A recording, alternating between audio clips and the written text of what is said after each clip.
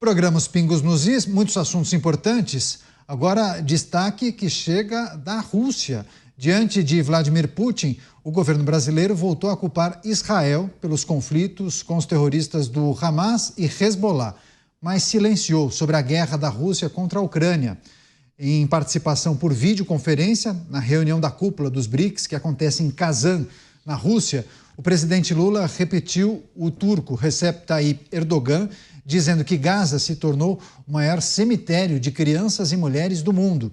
Sem mencionar os ataques contínuos do Hezbollah ao território judeu, o chefe do executivo afirmou ainda que a insensatez de Israel se alastra para a Cisjordânia e para o Líbano. Já ao comentar sobre a invasão russa à Ucrânia, o Planalto se absteve a dizer que é preciso evitar uma escalada e iniciar negociações de paz. Vamos chamar os nossos comentaristas para refletir sobre esse discurso do líder brasileiro, discurso feito por videoconferência. Por conta daquele acidente doméstico, o presidente não foi à Rússia e participou de forma online. Você, delegado Palumbo, acompanhou o discurso do presidente? O que mais lhe chamou a atenção? A complacência dele com a Venezuela.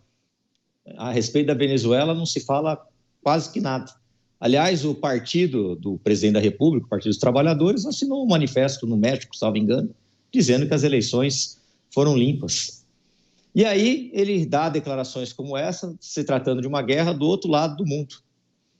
Não tem vencedor nessa guerra. Não tem absolutamente vencedor.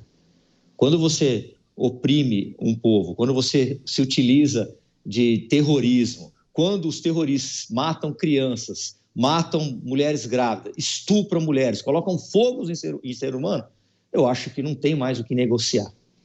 A única coisa que a gente tem que tomar um pouco de cuidado é com as pessoas que estão lá, que não tem nada a ver com a guerra. Tanto os libaneses, quanto os palestinos e os judeus. Tem pessoas que estão alheias a essa guerra e acabam morrendo, são os reflexos de uma guerra. Só na semana passada nós fizemos mais de 10 pedidos de libaneses que estão desesperados, cujas famílias estão aqui pedindo, pelo amor de Deus, para sair do Líbano. É por isso que eu falo que não tem vencedor nessa guerra. Claro que todos buscam a paz. A ONU faz as reuniões, as resoluções, ninguém obedece, não serve para absolutamente nada. E não vai ser a fala do presidente da República do Brasil que vai acabar com essa guerra. O discurso do presidente brasileiro, realizado por videoconferência, por conta daquele episódio, aquela queda no banheiro, teve uma abertura na parte de trás da cabeça.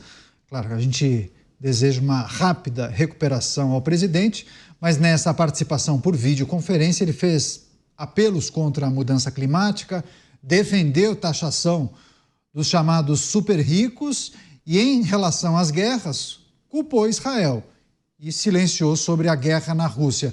Sua reflexão e sua avaliação, Dávila? Bom, um total absurdo. O conjunto da obra é um desastre diplomático, né? Mostra essa diplomacia militante, ressentida, que é contrária ao interesse nacional. E aqui eu vou explicar por que ela é contrária ao interesse nacional. Primeiramente, o Brasil, nesse discurso anti-Ocidente, se coloca cada vez mais dependente desse mundo de tiranos. Cada vez mais. As nossas exportações hoje vão praticamente 50% para a Ásia.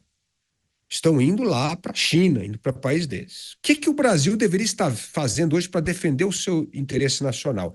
É justamente manter a neutralidade e cultivar boas relações com outras potências do Ocidente, principalmente a comunidade europeia, ter um esforço diplomático para concluir o acordo Mercosul, comunidade europeia, de tamanha importância comercial, tecnológica e política para o Brasil.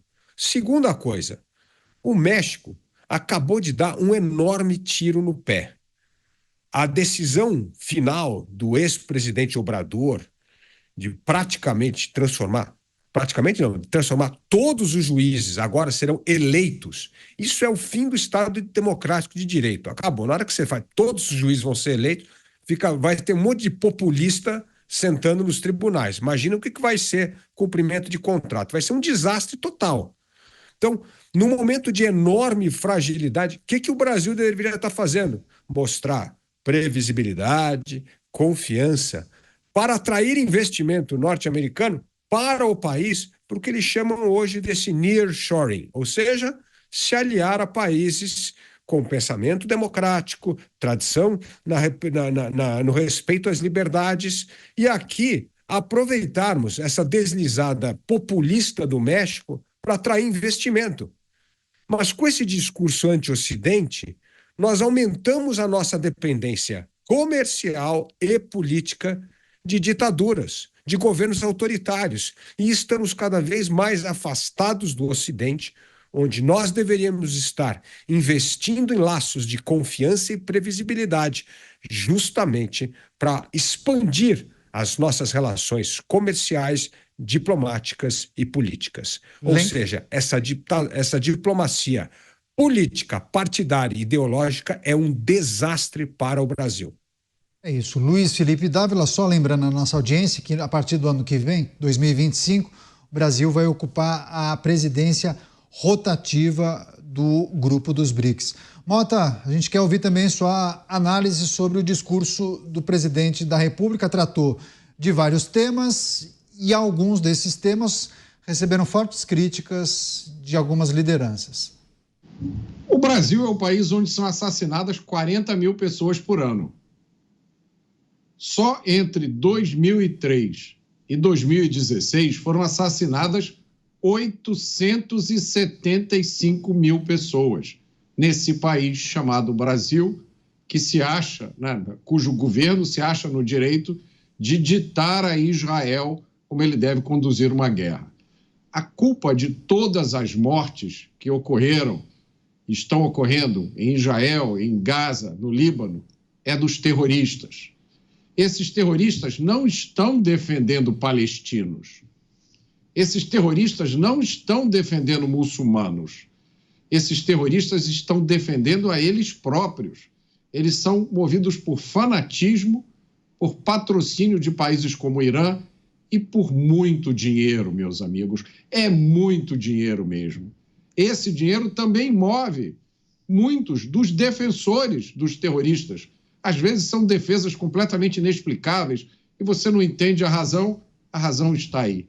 Faz pouco mais de um ano que aconteceu o massacre em Israel. Não preciso lembrar o que aconteceu. As pessoas foram massacradas simplesmente por serem judeus ou por estarem em um Estado judeu. Os terroristas transmitiram as coisas que eles fizeram pela internet.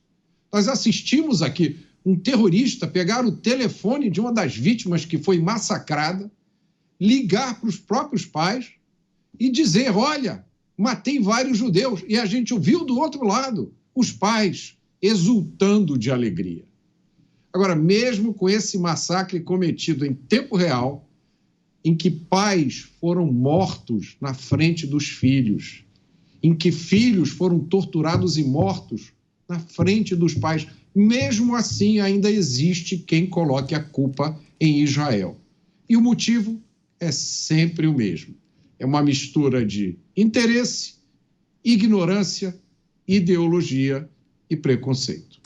Agora, Dávila, o delegado Palumbo levantou uma discussão sobre a Venezuela, o posicionamento do Brasil. Queria que você discorresse sobre as consequências do veto de Lula, até onde a gente sabe, a relação Brasil e Venezuela sobre a entrada do país nos BRICS. A maneira como o Brasil se posiciona vai na contramão do que, historicamente, esse grupo político que está no poder sempre teve uma relação muito próxima com as administrações chavistas e agora de Nicolás Maduro. Isso pode trazer algum tipo de impacto, prejuízo? Quais são as reflexões que a gente precisa fazer? E por que ele fez esse aceno que vai na contramão do que deseja Vladimir Putin? Bom, primeira coisa, em relação à Venezuela, o Brasil pelo menos teve a coragem de vetar a entrada da Venezuela nos BRICS. Então isso foi uma posição boa, ou seja, pelo menos coerente com a nossa diplomacia, né? Não permitiu que a Venezuela entrasse nos BRICS.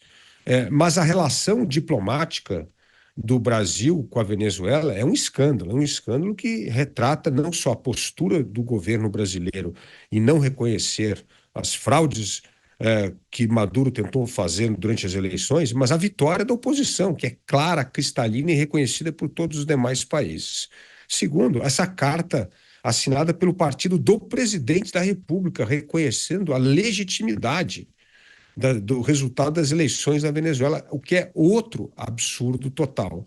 E terceiro, que essa diplomacia de proteger ditadores afinados ideologicamente com o Brasil faz com que nós cometamos barbaridades, absurdos. Por exemplo, nós tivemos agora, nas Forças Armadas, estávamos comentando há pouco, né, Canhota, uma licitação de modernização dos equipamentos militares. Aliás, era para comprar 36 obuseiros lá, que é uma espécie de artilharia blindada. Houve uma licitação, uma concorrência. Quem venceu? Israel. O governo disse que não vai comprar, que não vai cumprir o contrato da licitação, porque é uma coisa inacreditável. Olha como uma postura ideológica não fica apenas no discurso, ela prejudica o Brasil. A gente está falando aqui da urgência de equipar, melhorar as Forças Armadas brasileiras. Uma empresa israelense ganha e não pode levar agora o acordo porque o Brasil é crítico de Israel. Então, veja como isso afeta o dia a dia do Brasil, das Forças Armadas, como ingerência ideológica na política externa brasileira. Então, eu vejo assim, o que a Venezuela está procurando fazer é sair do seu isolacionismo diplomático. A Venezuela hoje é podada por todo mundo. Por isso que Maduro fez essa viagem de última hora, de surpresa, ao encontro dos BRICS, para tentar reverter o veto do Brasil e pelo menos ter uma parte do mundo que aceita a Venezuela como uma potência integrada a um bloco diplomático. Não teve sucesso. Pelo menos nisso, nós temos de dizer que o Brasil está correto.